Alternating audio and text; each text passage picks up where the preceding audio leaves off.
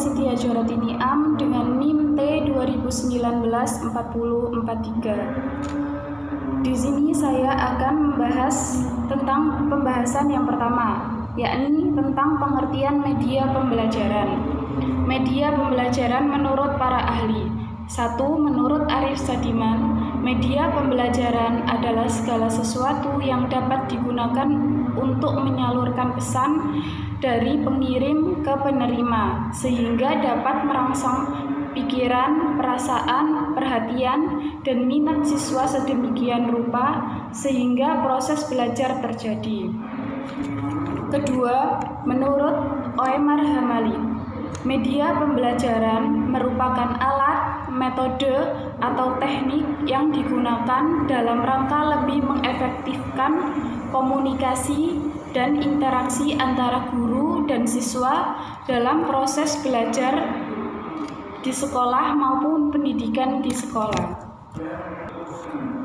Ketiga, menurut Rustiah NK, media pembelajaran adalah alat, metode, dan teknik yang digunakan dalam rangka meningkatkan efektivitas komunikasi dan interaksi edukatif antara guru dan siswa dalam proses pengajaran di sekolah.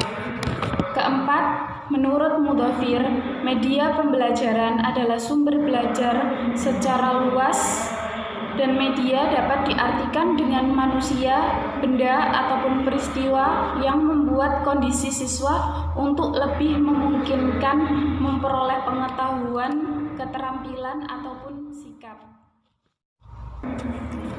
Definisi pokok. Dari beberapa ahli dapat disimpulkan bahwa media pembelajaran 1. Media pembelajaran identik dengan peragaan. 2. Suatu sarana untuk terciptanya suatu proses belajar mengajar yang dapat menunjang efektivitas keberhasilan belajar siswa. Ketiga, tidak hanya digunakan dalam kelas saja, akan tetapi tidak menutup kemungkinan digunakan di luar proses belajar mengajar. Saya Rizkiatul Hasanah dengan NIM T2019-4052.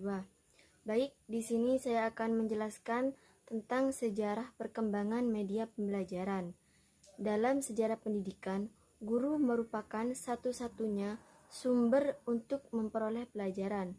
Namun, dalam perkembangan selanjutnya, sumber itu kemudian berkembang dengan adanya buku, serta perkembangan dunia iptek. Tahap perkembangan. Akhir tahun 1950, penggunaan teori komunikasi, yaitu mempengaruhi penggunaan alat bantu audiovisual yang berguna sebagai penyalur pesan atau informasi belajar. Tahun 1960 sampai 1965, yaitu teori tingkah laku, yang mana teori ini dipaparkan oleh tokoh yang bernama B.F. Skinner yang mulai mempengaruhi penggunaan media dalam pembelajaran. Dalam teorinya, mendidik adalah mengubah tingkah laku siswa.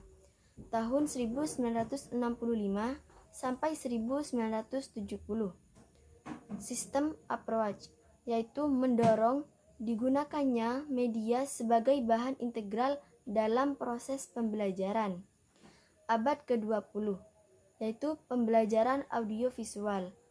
Perkembangan teknologi seperti komputer dan internet sebagai media pembelajaran.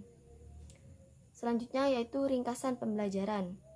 Seorang tokoh yang bernama Johann Amos Comenius, yaitu sebagai seorang tokoh pertama kali yang menulis buku bergambar yang mana ditujukan untuk anak sekolah.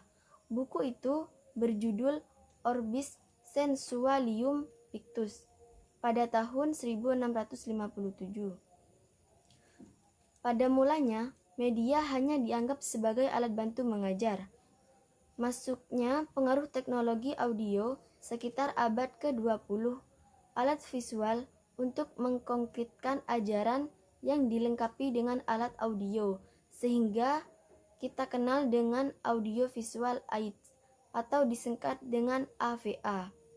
Pertengahan abad ke-20, usaha pemanfaatan visual dilengkapi dengan digunakannya alat bantu audiovisual sejalan dengan perkembangan ilmu pengetahuan dan teknologi atau yang disingkat dengan iptek, khususnya dalam bidang pendidikan. Saat ini, penggunaan media atau media pembelajaran menjadi semakin luas dan interaktif, seperti adanya komputer dan internet. Saya Devi Mar'atus Solehah dengan NIM T 2019-458 akan menjelaskan tentang macam-macam media pembelajaran. Berbagai macam media menunjukkan keberagaman media. Hal ini bernilai positif untuk memberikan pilihan secara selektif kepada guru untuk menggunakan media sesuai dengan tujuan pembelajaran, materi, dan kondisi psikologis siswa. Macam-macam media berdasarkan pengelompokan media. Klasifikasi karakteristik fisik, sifat, kompleksitas, ataupun klasifikasi menurut kontrol pada pemakai. Secara umum, media bercirikan 3 unsur pokok, yaitu visual, suara, dan gerak. Dari beberapa pengelompokan tersebut, dapat kita simpulkan bahwa media terdiri atas yang pertama yaitu media visual, yaitu media yang hanya dapat dilihat, yang termasuk golongan visual seperti foto, gambar, poster, dan lain-lain. Yang kedua adalah media audio. Media audio adalah media yang hanya dapat didengar saja, seperti kaset audio, radio, MP3, dan lain-lain. Yang ketiga adalah media audiovisual, yaitu media yang dapat dilihat sekaligus dapat didengar, seperti film bersuara, video, televisi, soundslide, dan lain-lain. Keempat, multimedia, yaitu media yang dapat menyajikan unsur media secara lengkap seperti suara, animasi, video, grafis, dan film. Dan yang terakhir adalah media realia, yaitu semua media yang nyata yang ada di lingkungan alam, baik digunakan dalam keadaan hidup maupun sudah diawetkan, seperti tumbuhan, batuan, binatang, dan lain-lain. Saya Abdul Qadir, NIM T 2019-476. Di sini saya akan melanjutkan penjelasan dari mbak-mbak moderator sebelumnya. Saya akan menjelaskan tentang peran media pembelajaran. Peran media pembelajaran. Media mempunyai peranan yang sangat penting dalam pembelajaran. Media pembelajaran dapat mengatasi keterbatasan pengalaman yang dimiliki oleh para peserta didik. Pengalaman tiap peserta didik pasti itu berbeda-beda, tergantung dari faktor yang menentukan kekayaan pengalaman anak tersebut, seperti ketersediaan buku, sering membaca buku, dan sering mendapat kesempatan dan lain sebagainya. Peran media pembelajaran, yaitu pengajaran dilakukan untuk memfasilitasi pembelajaran melalui penataan informasi dan lingkungan.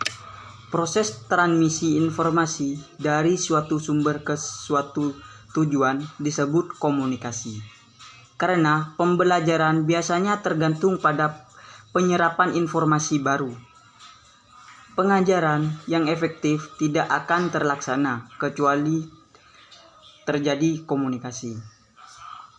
Jadi, di sini ada 6 peran media pembelajaran.